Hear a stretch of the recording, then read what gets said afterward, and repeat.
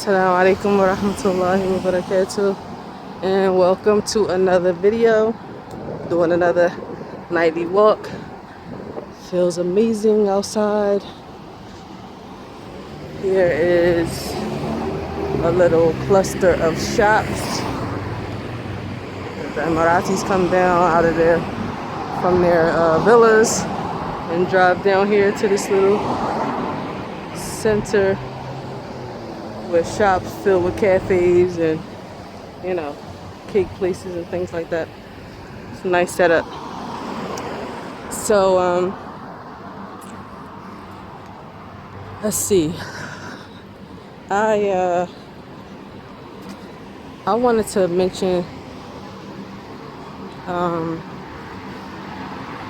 the issue of being transparent, right? I'll just dive right into it.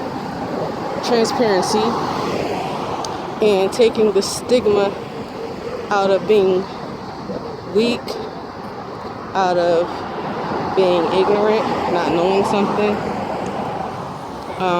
out of being at a certain level in your religion.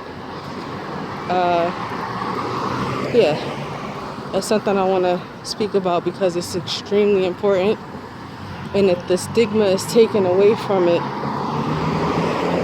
then I think everyone as a whole who cares about this issue, the one who is at a lower level, the one who's ignorant, the one who hasn't reached a certain place in his religion or her religion, as well as the one who has grown and is in a place better than what he used to be or what she used to be in. And the reason why we should be transparent and why it's so important to be that way without actually I'm not talking about exposing sins or anything like that, but just levels of understanding how we were thinking at a certain time period in our religion and our level of knowledge in our early phases of practicing for those who were born Muslim but maybe decided to get religious at a certain point in their life, and those who converted and were at a very vulnerable phase in their Islam, being basically a child trying to relearn how to conduct themselves, how to live, how to breathe, how to think, all from scratch. Any of these conditions, I think should be spoken about more frequently, especially in everyday life matters, in different phases and stages of people's lives, things that they will face, in the paths that they will tread upon. If you've already been down that path before, we should be transparent and be able to help one another. We should explain what my thinking process was at a certain level and how I overcame it. What I used to do and then what I learned to bring me out of that particular phase. I think the only people who would be able to accomplish this are those who are actually actively growing, who have actively been trying to overcome hurdles and grow in their religion. Anyone who was amazed with themselves and thinking that they've already gotten it together, then they don't have anything to share, because they're going to look at trials or difficulties as some type of punishment instead of looking at it as a means to grow or correcting one's behavior or looking further in order to better themselves. So I'm talking to the individuals who've actually grown, who've learned lessons. Share your information. What I noticed, I'll give you an example. It's a sister who I know. She she was working with a sister who was struggling in her religion. And the way the sister was talking to her, it was in a way, it was from a place of completion. It was from a place of, you know, the place she's grown into, not from a grassroots level of relatability. She wasn't relatable at all. She was speaking on such a high level, only a level that people who have been through the struggle would understand. Certain advices are for certain people. And I'll give you an example. So she was talking to her about, of course, putting her trust in her Lord. That's not wrong advice. Putting her trust in the Lord. And a lot of different lofty advices that she was giving her that only a person who truly understands Islam, who has studied their belief, would benefit from in full. Now, I think that you can give some of that advice in your deliverance to someone who's weaker, but you also have to assess them and understand that they are struggling. So you should relate to them from when you were at a lower level or a beginning level in your religion. Tell them about the steps you took in order to get better. Tell them whatever you need to tell them, whatever steps you took, whether it was cutting off friends, leaving off environments, reading certain books. Literally go down to elementary level with individuals who need help. So guess what the response was of this young lady who was being advised by a sister who I know? Wow, you're so strong. I can't, I wish I could be that strong. So I told the sister, I said, that was a mistake. What you did was a mistake. What you're telling her seems so unattainable. It's so unattainable. Because she's weak. Listen to what she's saying to you. Look at her level. And you're telling her from this lofty place. You have gone through all of the hurdles and the struggles, trying to build your iman. She's not there. She probably doesn't even know what iman is, as a matter of fact. That's how weak this person was. So you're talking, it's a such thing as called speaking over someone's head. You're speaking over their head. Okay? It's a stigma with those of us who decide to tread the path of religion, of weakness, of not being religious. You don't want to remember that that's what you were. People don't make you feel comfortable that you're at a certain level and take their time to actually try to teach you and help you. Rather, they attack you, meaning well. They want you to automatically be on a certain level, but without knowledge. How can that happen? Rather, a person should be corrected with moderation and pushed towards classes, learning their belief, because that's what's going to correct a person's behavior by the permission of Allah. All right? So I said all that to say, to really get into Hijrah, because everybody has their time for dawah and calling people to righteous actions and things like that. But relating this to Hijrah, all of us who have been on the path of Hijrah have our experiences. Some of us have learned from them and gotten better and was able to readjust, and others haven't been.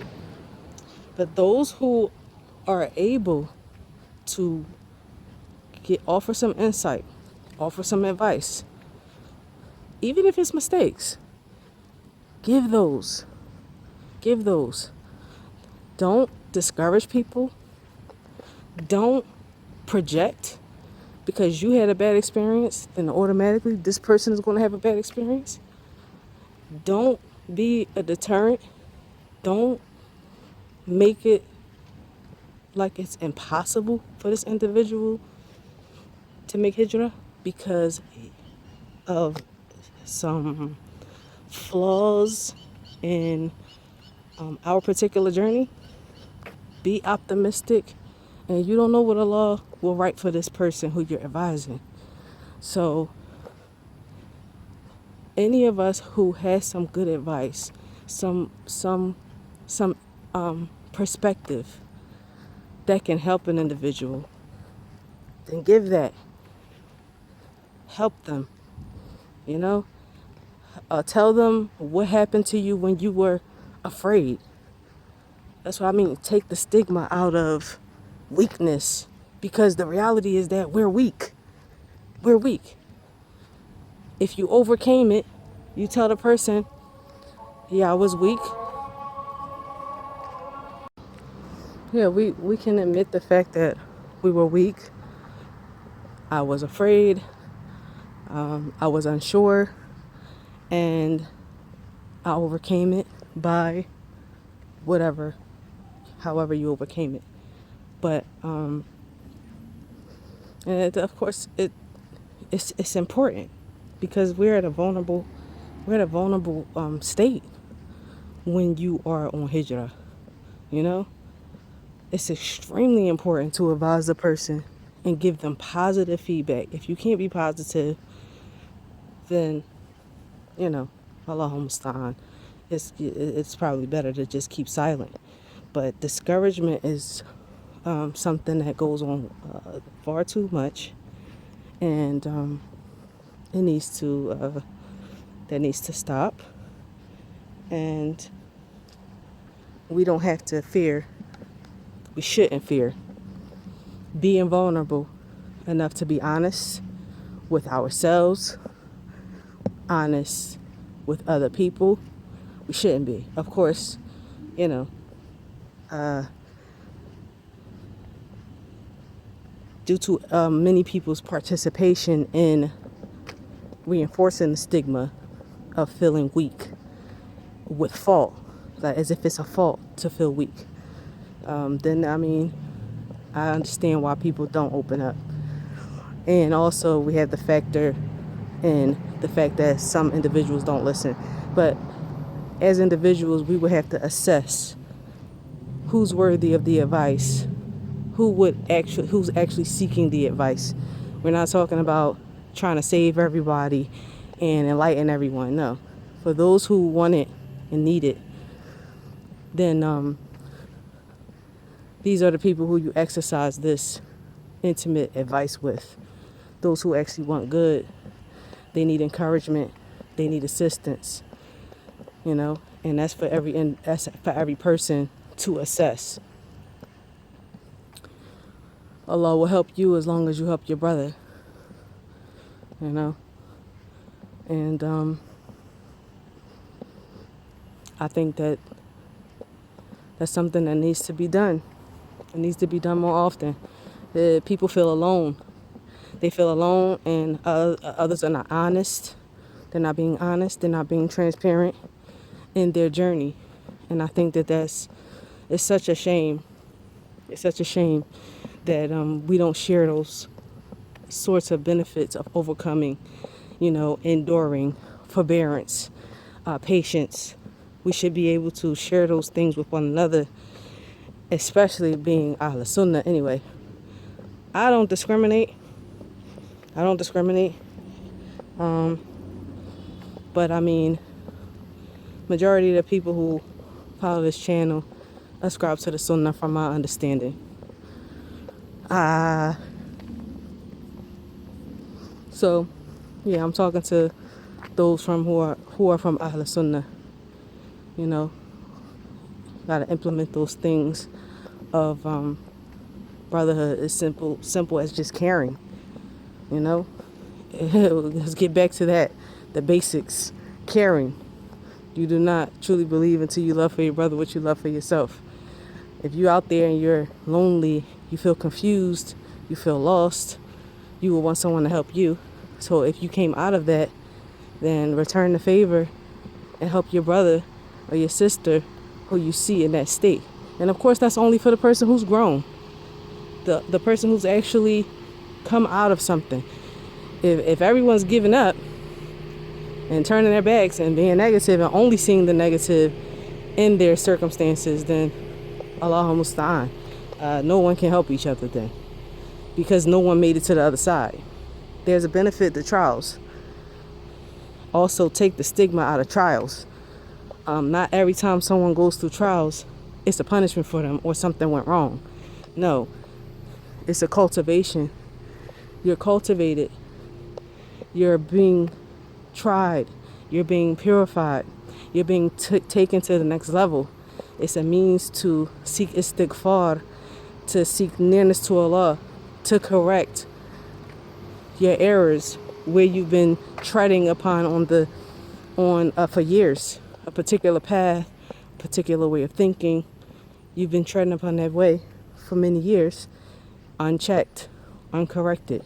So trials are a means for you to grow, to self-check, you know? So if a person is doing that, you'll be able to overcome. You'll have forbearance. You'll grow, and then you'll have something to share. But if you're empty and you have absolutely nothing, no insight, no perspective to give anyone, then that person's bankrupt. No benefit. You have absolutely nothing. Zero. Empty. Nothing. So may Allah protect us from that and having that kind of condition that you're useless even to your brothers or your sisters. You can't give them anything at all. Nothing. When they're in a time of need, you have no advice other than, of course, you give them a verse or a hadith, but no insight behind it. No real-time insight, overcoming something in reality, growing from it, getting stronger after your trial. So may Allah make us from those who are beneficial to ourselves as well as to each other, for His sake alone, of course, first and foremost. Thanks for tuning in. Please comment in the comment section. I would love to hear what you have to say about this particular issue. And don't forget to like, share, and subscribe. And don't forget the Hijrah mandates sacrifice. Ma'as salam.